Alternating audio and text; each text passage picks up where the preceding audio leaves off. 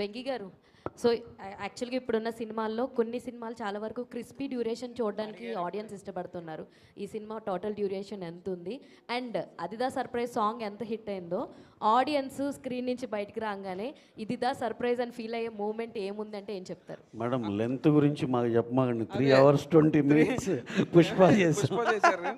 So ఇది length 236 అండి.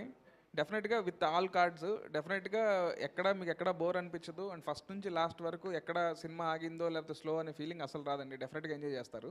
ఇంకా అదిదా సర్ప్రైజ్ థింగ్ ఏదో అడిగారు కదా, ఆ థింగ్ మీరు సినిమాలో చూడండి. డెఫినెట్గా మీకు అంటే ఆడియన్స్ బయటకు రావడానికి ఇది ఒక వావ్ ఫ్యాక్టర్ అని మీరు అనుకునేది ఏంటి అని అంటే సినిమా స్క్రీన్ ప్లే అండి. Screen play and entertainment. All the very best. Thank you so much. Venky గారు అడగొచ్చాను. మీరు భయపడకుండా అడగండి.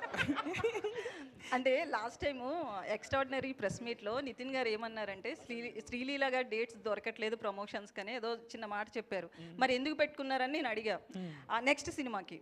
అంటే వెంకీ కుడుముల గారు రికమెండ్ చేశారు, అసలు ఒప్పుకోలేదు ఆమె వద్దు అంటే అని చెప్పి అన్నారు. ఎందుకు అంత ఫోర్స్ చేశారు మీరు శ్రీలీల గారిని పెట్టుకోవడానికి? అంటే ఫోర్స్ ఏం లేదండి. ఆయన మామూలుగా ఏంటంటే మీరు మీరు మీరు బాగా పగడబందీగా ఉన్నారు మీరైతే. ఓకే, ఇప్పుడు ఆనెస్ట్ పాడ్కాస్ట్. సో నాకేంటంటే సినిమా ఎప్పుడైతే రష్మిక కాదు శ్రీలీల అనుకున్నప్పుడు నాకు క్యారెక్టర్లో బాగా ఈ క్యారెక్టర్ ఏంటంటే అండి యంగ్ కొంచెం ఎనర్జీ కూడా ఉండాలన్నమాట. సో నాకు లీల అయితే చాలా బాగుంటుందని అనుకున్నాను. సో అంటే తన క్యారెక్టరైజేషన్ కూడా ఎలా అంటే టాలెంట్ ఉండడం ఒకటి, టాలెంట్ ఉందని ఊహించుకోవడం ఒకటి.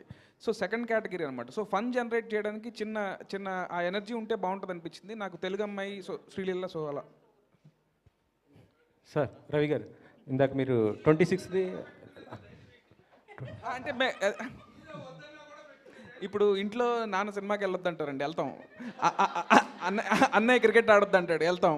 సో అలాగే ఈయనన్న కూడా నాకు ఇంకా ఫ్యామిలీయే కాబట్టి ఇప్పుడు ఎందుకు అని అన్నా కూడా లేదు ఆల్రెడీ మనం చేస్తున్నాం కదా మళ్ళీ ఇమీడియట్గా ఎందుకు అని అంటే లేదు అన్నాను. అండ్ ఇప్పుడు నాకు ఇంకొకటి ఏంటంటే ఏదన్నా లైఫ్ లైన్ ఎవరంటే బిగ్ బాస్ రవి గారు అనమాట.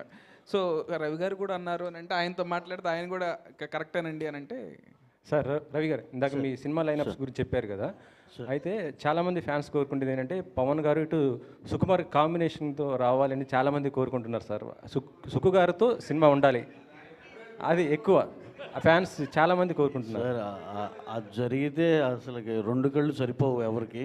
కాకపోతే సార్ ఉన్న బిజీకి ఆయన డిప్యూటీ సీఎం, ఆయనకి చాలా రెస్పాన్సిబిలిటీస్ ఉన్నాయి కాబట్టి I don't think he can give అంటే సుకుమార్ గారు కావాల్సినంత టైం ఇవ్వలేరని. దాన్ని ఎందుకు అందరికీ నచ్చుద్ది అది అలా ఉంటే ఆ సినిమా జరిగితే అని. కానీ అది జరగదని కూడా మనకు తెలుసు కదా, కానీ జరిగితే కనుక చాలా బాగుంటుందని అందరూ హ్యాపీ. మీరు ఏమైనా ట్రై చేస్తారా ఒకవేళ అవకాశం? అంటే ఇప్పుడు సార్కి ఉన్న డేట్ల అవైలబిలిటీని బట్టి అసలు కష్టం కదండి, అది మనకి ఆల్రెడీ తెలిసినా ట్రై చేయటం ఎందుకు. Thank you Venky.